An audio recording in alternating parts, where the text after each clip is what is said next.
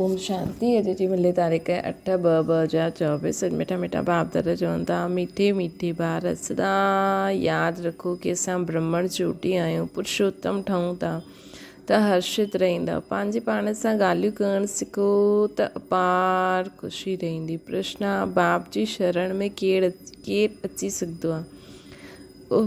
बाप शरण कंहिंखे ॾींदा आहिनि? तरा बाप जी शरण में उहे ई अची सघंदा आहिनि जो पूरो पूरो नष्ट मोह आहिनि, जंहिंजो बुद्धि योग सभु तरफ़ सां टुटल आहे। मित्र संबंधी आदि में बुद्धि जी लॻत न हुजे। बुद्धि में रहे मुंहिंजो त हिकु बाबा, ॿियो न कोई।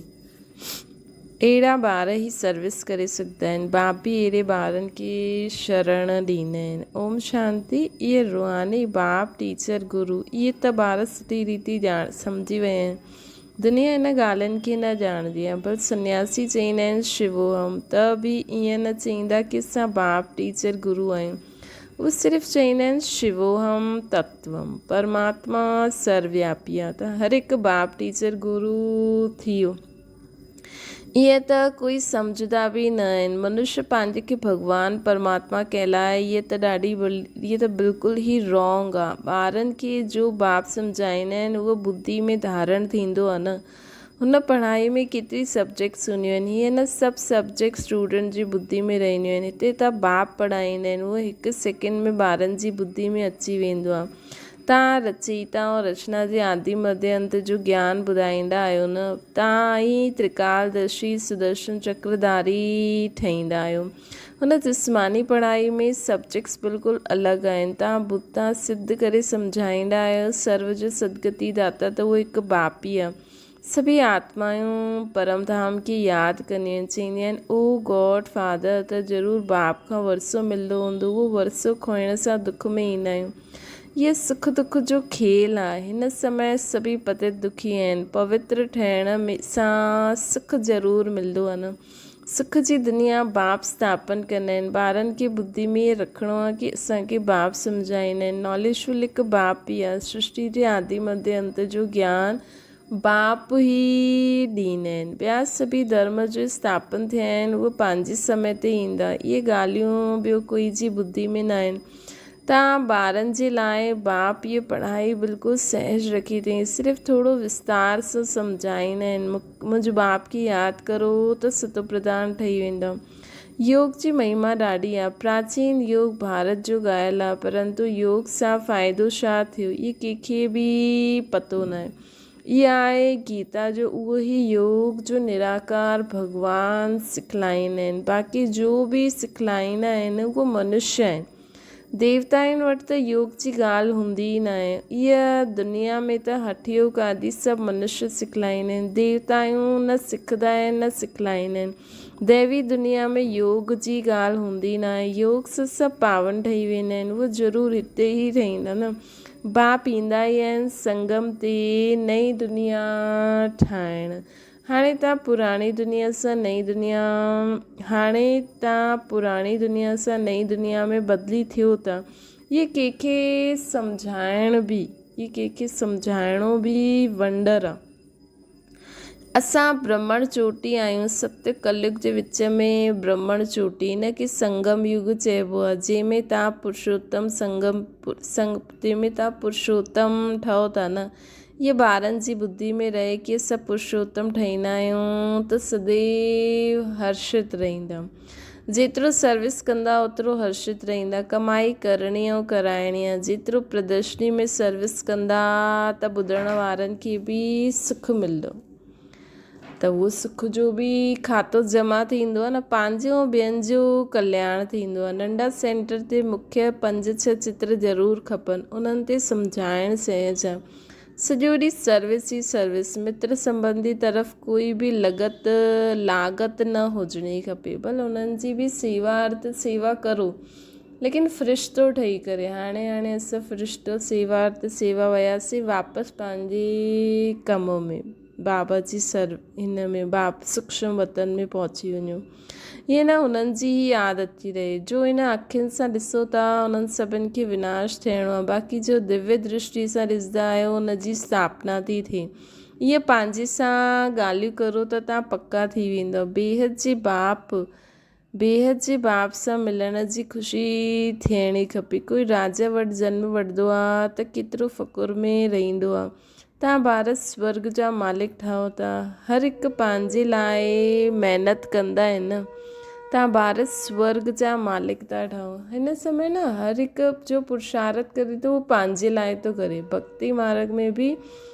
भक्ति मार्ग में दुनिया में माण्हू भले कमाई धंधो कंदा आहिनि त पंहिंजे ॿारनि आदि खे वरसो ॾेई वेंदा आहिनि, लेकिन हिन हाणे जो असां पुरुषार्थ करूं था न, इन जो सुख असां ई पाईंदासीं। असांजो कंहिंसां कनेक्शन ईअं न, असां पुरुषार्थ कंदासीं त पोइ शरीर छॾंदासीं त उन्हनि खे फल ॾेई वेंदासीं, जीअं दुनिया वारा कंदा आहिनि न, माउ पीउ की धन संपत्ति कमाए ॿारनि खे ॾेई वेंदा आहिनि।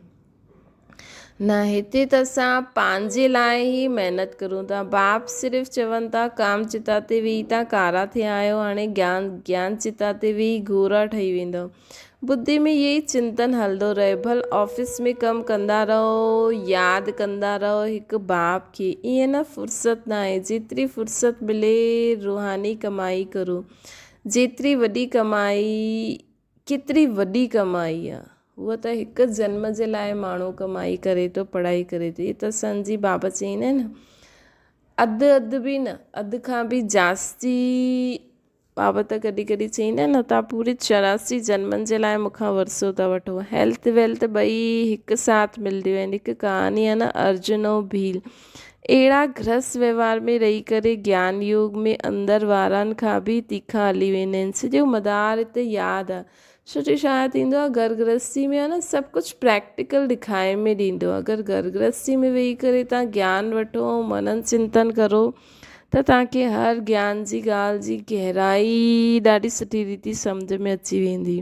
हिते सभु वेही रहंदा आहिनि त सर्विस कीअं कंदा, रिफ्रेश थी करे सर्विस में लॻी वञणो खपे। सर्विस जा ख़्यालात करणा खपनि।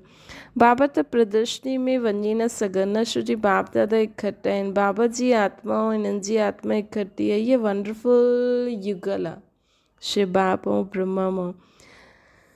हिन युगल खे तव्हां ॿारनि जे सवाइ कोई बि ॼाणे न सघंदा आहियो। पंहिंजे खे युगल बि सम्झंदा आहियो, पोइ बि चईंदा आहियो मां हिकु बाबा जो सिकी। पंहिंजे खे युगल बि सम्झंदा आहिनि शिव बाबा ऐं ब्रह्मा बाबा, पोइ चईंदा आहिनि मां हिकु बाबा जो सिकिलधो ॿारु आहियां। हिन लक्ष्मी नारायण जी चित्र खे ॾिसी करे ॾाढो ख़ुशि थींदा आहिनि। असांजो ॿियो जन्म इहो आहे, असां गद्दी ते ज़रूरु वेहींदासीं। वेही रहिया आहियूं हाणे त, सिर्फ़ु राज ई हलाइणु सिखूं था। तव्हां बि राजयोग सिखो था न। एम ऑब्जेक्ट साम्हूं बीठी आहे न, इन्हनि खे ख़ुशी आहे कि मां बाबा जो सिकिलधो ॿारु आहियां। पोइ बि सदैव यादि ठहिरंदी न आहे, ॿिया तरफ़ ख़्यालात हली वेंदा आहिनि। ड्रामा जो ला न आहे जो हिकदमि यादि ठहिरी वञे ऐं कोई ख़्यालात न अचे। माया जा तूफ़ान यादि करण न ॾींदा आहिनि।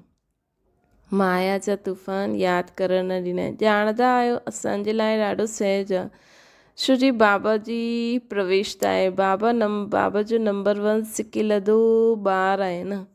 ॼाणंदा आहिनि बाबा मुंहिंजे लाइ सहज आहे। त बि ब्रह्मा बाबा खे त बाबा चईंदा आहिनि न, मूंखे कहिड़ा सारा सेंटर्स आदि जा ख़्यालात हूंदा आहिनि।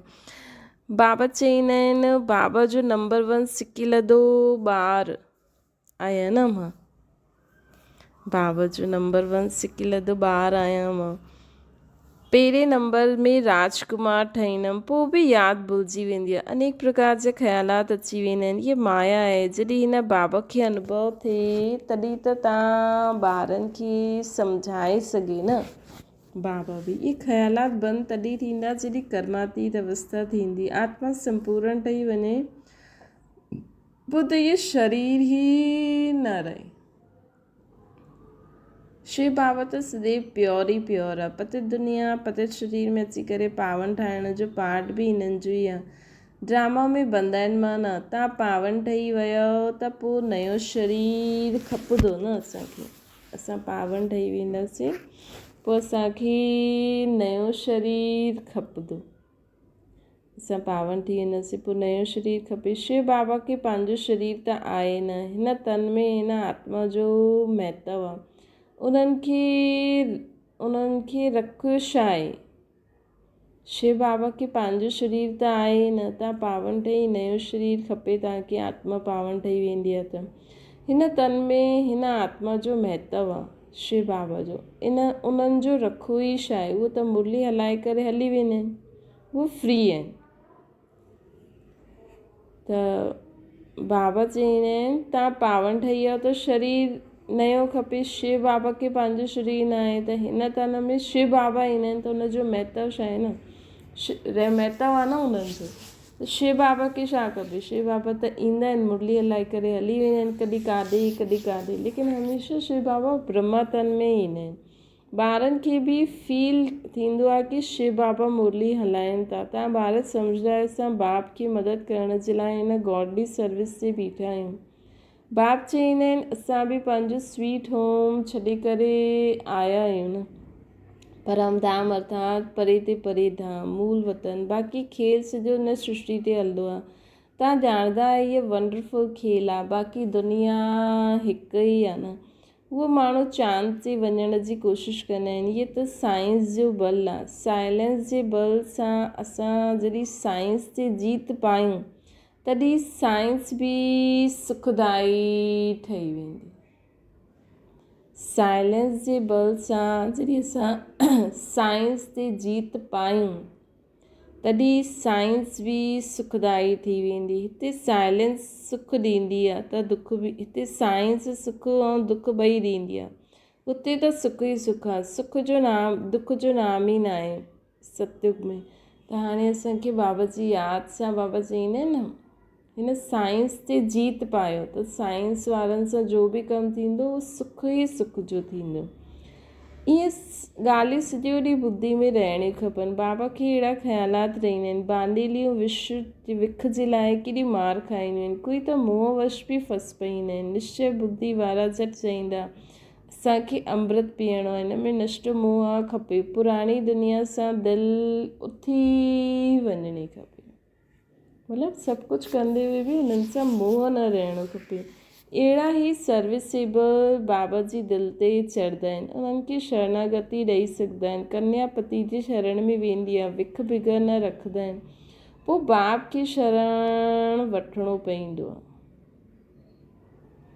पोइ बाप खे शरण में वठिणो पवंदो आहे। अगरि कोई आत्मा खे माण्हू विख जे लाइ परेशान करे थो त बाप खे शरण वठिणो पवंदो आहे। परंतु हिन में हिकदमि नष्ट मोह खपे। हीअं न बाबा वटि अची करे बि पोइ पंहिंजे हुननि खे यादि करे, पतियुनि जो पति मिलियो, हाणे हुन में असां बुद्धि योग जी हाणे उन्हनि सां असां बुद्धि योग जी सगाई कंदा आहियूं। पतियुनि जो पति मिली वियो, हाणे असां उन्हनि सां बुद्धि योग जी सगाई कंदा आहियूं। बसि मुंहिंजो त हिकु बाबा, ॿियो न कोई। जे कन्या जी पति सां प्रीत जुटी वेंदी आहे, इहा आहे आत्मा जी प्रीत परमात्मा सां। जे कन्या जी प्रीत पति सां जुटी वेंदी आहे न, इहा आहे आत्मा जी प्रीत परमात्मा सां। बुद्धि बाबा छा चई, बुद्धि योग जी सगाई, उन्हनि सां दुख मिलंदो आहे। दुनिया वारे इन्हनि सां सुख मिलंदो आहे, हिन प्रीतम सां सुख मिलंदो आहे। बाक़ी दुनिया में जो माण्हू हिक ॿिए सां दिलि लॻाईंदा आहिनि, उन्हनि सां दुख मिलंदो आहे। छो त इहे सम्झो साजन त सदाई असां सां गॾु रहंदो आहे, असांखे सदाई सुख ॾींदो आहे।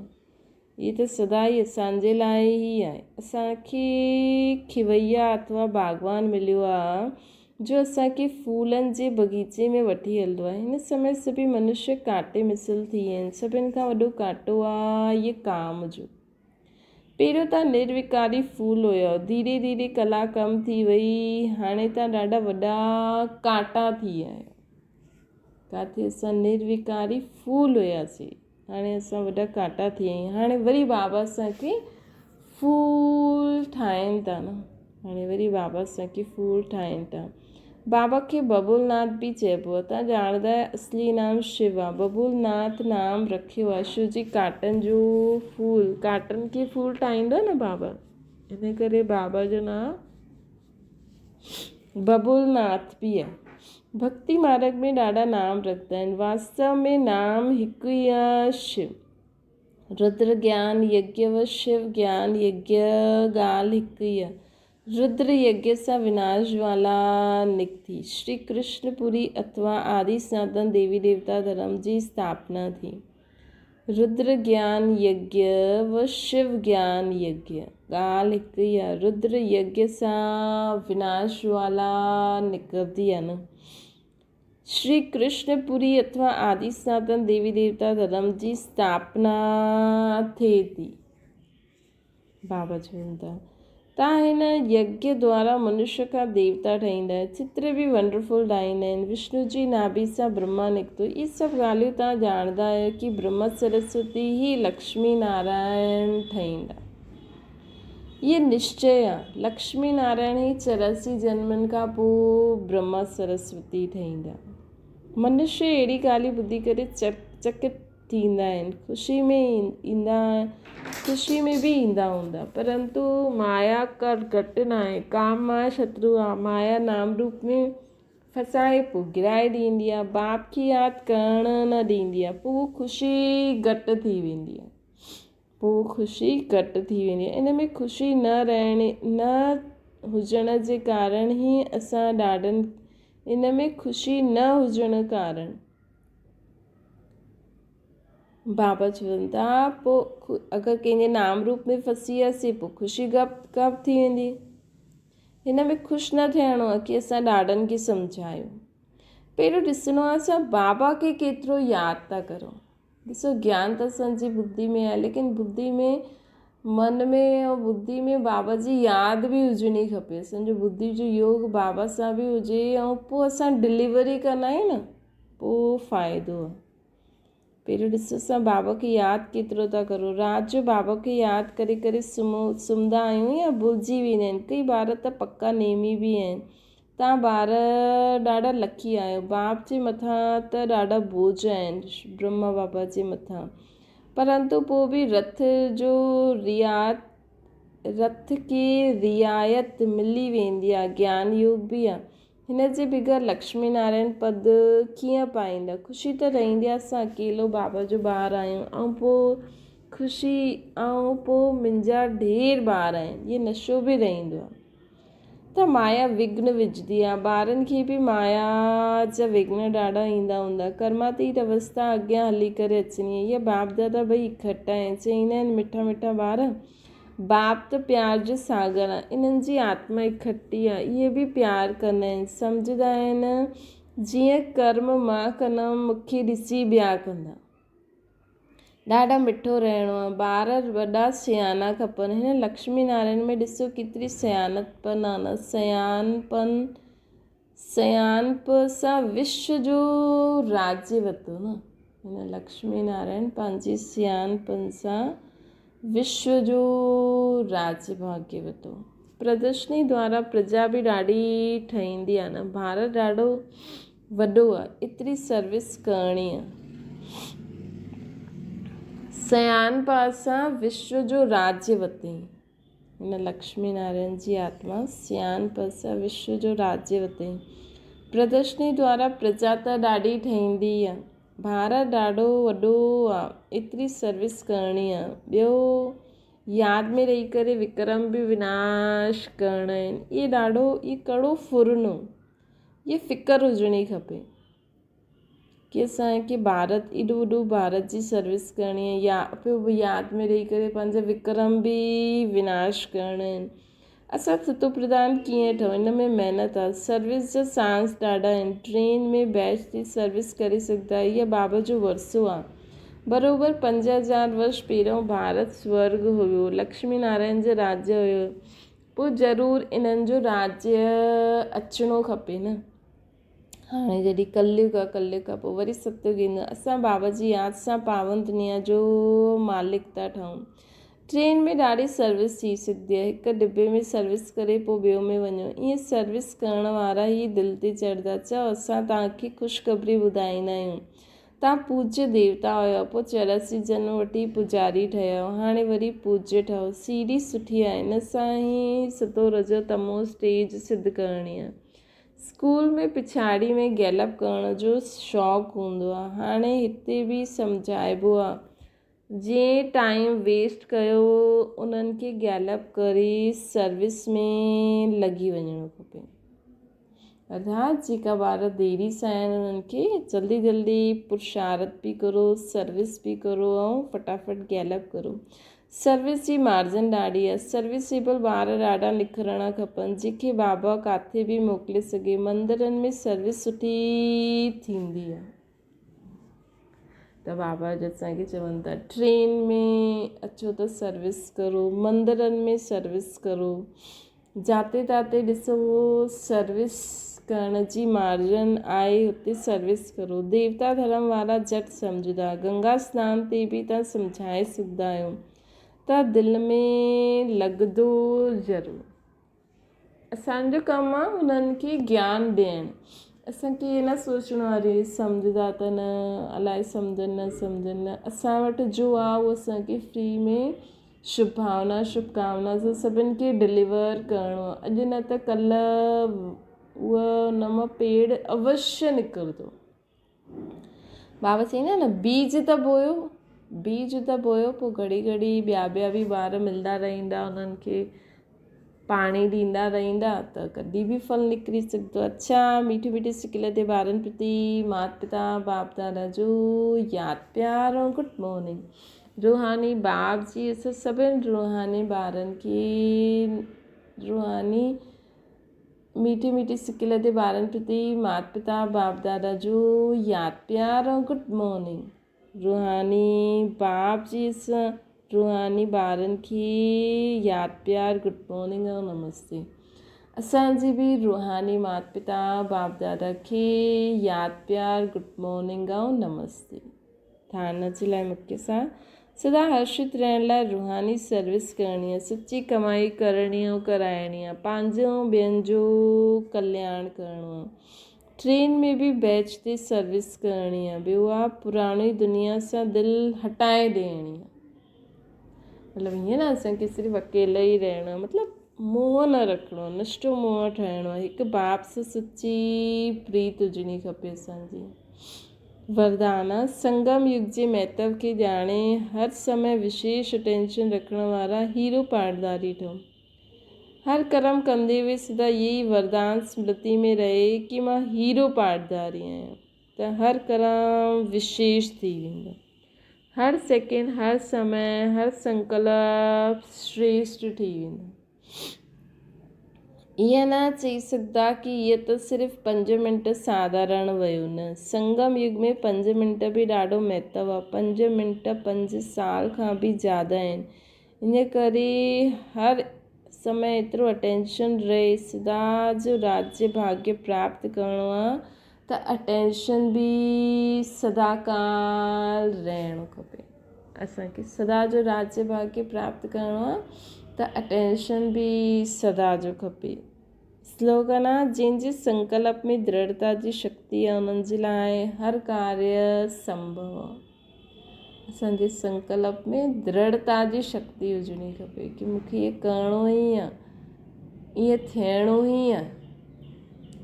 त बाबा चईंदा आहिनि हर कार्य संभव थी सघंदो आहे। दृढ़ संकल्प हुजणो खपे। ऐं अगरि संगठन में आहियो त सभिनि जो ई दृढ़ से, हिकु जो बि वीक संकल्प हूंदो आहे त उहो उन में सफलता न मिलंदी। अच्छा, ओम शांति। बाबा खे यादि करो।